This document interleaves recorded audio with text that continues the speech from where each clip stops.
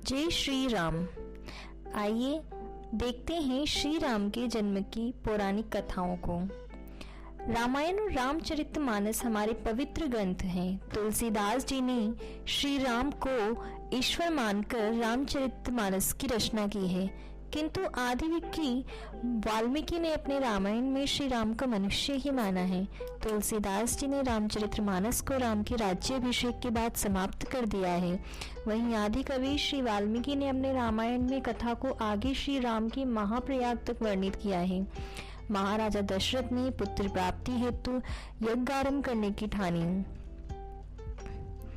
महाराज की आज्ञा अनुसार श्याम कर्ण घोड़ा चतुरंगी सेना के साथ छुड़वा दिया गया। महाराजा दशरथ ने समस्त मनस्वी तपस्वी विद्वान ऋषि मुनियों तथा वेद विज्ञ प्रकांड प्रतिज्ञों को यज्ञ संपन्न कराने के लिए बुलावा भेज दिया। निश्चित समय आने पर समस्त अभ्यागतों के साथ महाराज दशरथ अपने गुरु वशिष्ठ जी तथा अपने परम मित्र अंग देश के अधिपति लोकपात के जामाता रिंग ऋषि को लेकर यज्ञ मंडप में पधारे। इस प्रकार महान यज्ञ का विधिवत शुभारंभ किया गया। संपूर्ण वातावरण वेदों की ऋचाओं के उच्च स्वर में पाठ से गूंजने तथा सुमिधा की सुगंध से महकने लगा। समस्त पंडितों, ब्राह्मणों, ऋषियों आदि को यथोचित धन धान्य गो आदि भेंट करके सादर विदा करने के साथ यज्ञ की समाप्ति हुई। राजा दशरथ ने यज्ञ के प्रसाद चरा खीर को अपने महल में ले जाकर अपनी तीनों रानियों में वितरित कर दिया। प्रसाद ग्रहण करने के परिणाम स्वरूप तीनों रानियों ने गर्भधारण किया। जब चैत्र मास की शुक्ल पक्ष की 9वीं तिथि को पुनर्वसु नक्षत्र में सूर्य, मंगल, शनि, बृहस्पति तथा शुक्र अपने अपने उच्च स्थानों में विराजमान थे। कर्क लग्न का उदय होते ही महाराज दशरथ की बड़ी रानी कौशल्या के गर्भ से एक शिशु का जन्म हुआ, जो कि नील वर्ण, चुंबकीय आकर्षण वाली, अत्यंत तेजोमय, परम कांतिवान तथा अत्यंत सुंदर था। उस शिशु को देखने वाले देखते रह जाते थे। इसके पश्चात शुभ नक्षत्रों और शुभ घड़ी में महारानी केकई के एक तथा तीसरी रानी सुमित्रा के 2 तेजस्वी पुत्रों का जन्म हुआ। संपूर्ण राज्य में आनंद मनाया जाने लगा।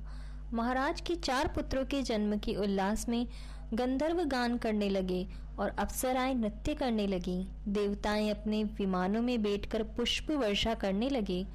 महाराज ने उन्मुक्त हस्त से राजद्वार पर आए भाट, चारण तथा आशीर्वाद देने वाले ब्राह्मणों और याचकों को दान दक्षिणा दी।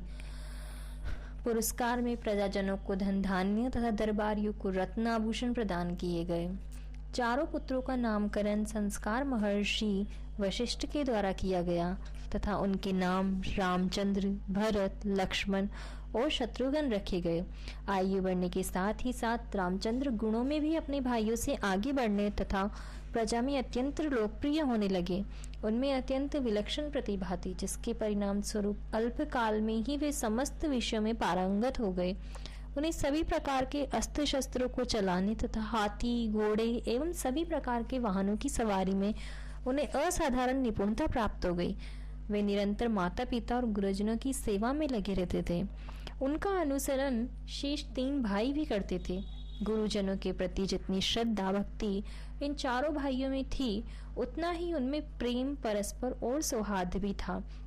महाराजा दशरथ का हृदय अपने 4 पुत्रों को देखकर गर्व और आनंद से भर उठता था। अर्थात ये थी श्री राम जी का जन्म किस तरीके से हुआ, अर्थात किस तरीके से उनके अन्य 3 भाइयों का जन्म हुआ।